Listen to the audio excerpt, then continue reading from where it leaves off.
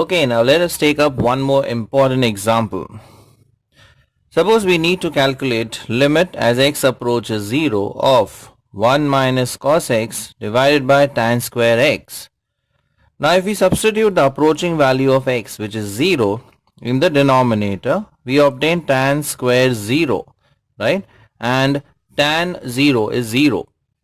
So denominator term becomes 0. So we need to try and simplify this. Now in the numerator you have 1 minus cos x. Now tan square could be first converted to sine square upon cos square, right? So let us try and simplify that way. So limit as x approaches 0, 1 minus cos x divided by, this could be written as sine square x upon cos square x.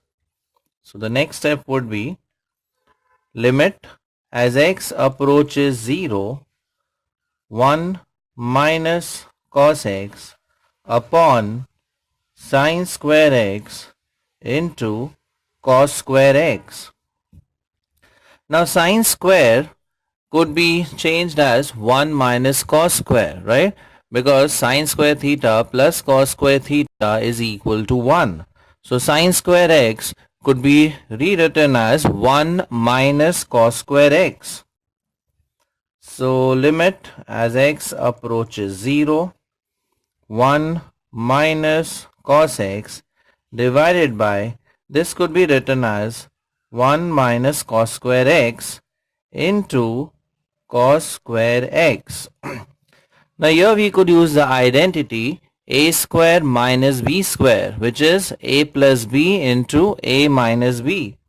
So let us proceed further, and we obtain limit as x tends to 0 of 1 minus cos x divided by 1 minus cos x into 1 plus cos x, and in the numerator you also have cos square x. Now if you observe this factor, that is 1 minus cos x, gets cancelled, and we could easily write the reason here as x approaches 0, correct?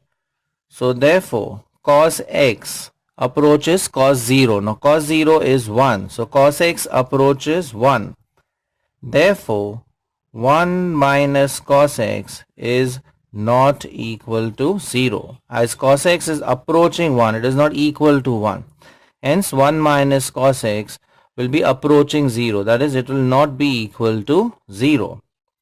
Now what we are left with is limit as x approaches 0 of cos square x divided by 1 plus cos x. Now let us confirm whether we get a 0 again in the denominator. So if I put the approaching value of x as 0, now cos 0 is 1, 1 plus 1 gives me 2. So we don't obtain a 0 out here. So what we could do is, we could easily substitute the approaching value of x, that is 0. So what we get here is cos square 0 divided by 1 plus cos 0. Now cos 0, as we know, it's 1. So we have 1 square upon 1 plus 1. So the final answer would be 1 upon 2. So first of all, you try and simplify this. Now 1 minus cos x cannot be simplified further. So what we do is, we try and convert tan square into what? Or rather, we convert tan square to sine square upon cos square. So this cos square gets in the numerator, and sine square could be written as 1 minus cos square. Then we factorize, 1 minus cos x gets cancelled, substitute the value, approaching value of x, which is 0, and you obtain the limit as half.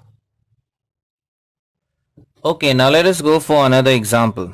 Suppose we need to obtain limit of sine 4x into sine 6x upon 5x square as x approaches 0. Again, if I replace x by 0, the denominator becomes 0. So let's try and simplify. Now we don't see any scope of simplification out here, but if you observe, x is approaching 0 and we have many standard limits in which x approaches 0. And there is one specific limit which contains sine terms. So let us refer back. See, these are the 6 standard limits out here. So if we concentrate on the second one, limit as x approaches 0 of sine x upon x, right? This value is equal to 1. The only concern is that the angle should match with the denominator. So if you have say 10x out here, you should have 10x in the denominator as well. So if you have 4x here, you should have 4x in the denominator as well. So our focus would be on the second standard limit out here. So let's try and convert it to this format. So what we do here is we first split this if you need. Now 5 is constant, so that could be taken outside. So we have 1 upon 5 limit as x approaches 0. Right, so we have sine 4x. Now this x square could be split as x into x. So one of the x's we put it here into sine 6x and the second x out here. Now if you see, we just need to adjust the angles out here. So it is sine 4x, so we need 4x here, right? And sine 6x, so we require 6 here. So we could adjust the constants 4 and 6. So what we get here is sine 4x divide by 4x, so we balance with 4 into sine 6x divide by 6x. So again we need to balance it by multiplying it by 6. Now 4 into 6 is 24. It's a constant, right? So we bring it outside the limit. So you have 24 by 5 limit of sine 4x upon 4x into sine 6x upon 6x. So we have two standard limits here. So let us separate them.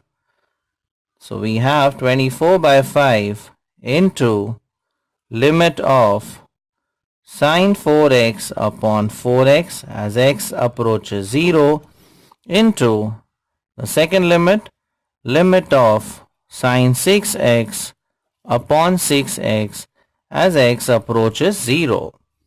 Now the value of this standard limit is 1 and so is the value of this limit.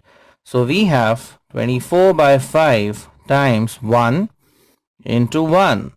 So the final answer is 24 upon 5.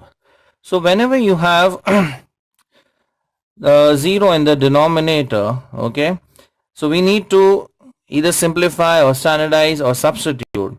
So first try and see whether you could bring it to any standard limit. See, whenever x is approaching 0, there are 6 standard limits, right? So see whether you could convert this to any of the standard limits.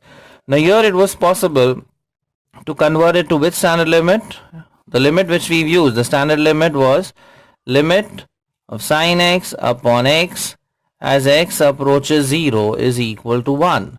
So we had two sine terms out here and we had x square in the denominator.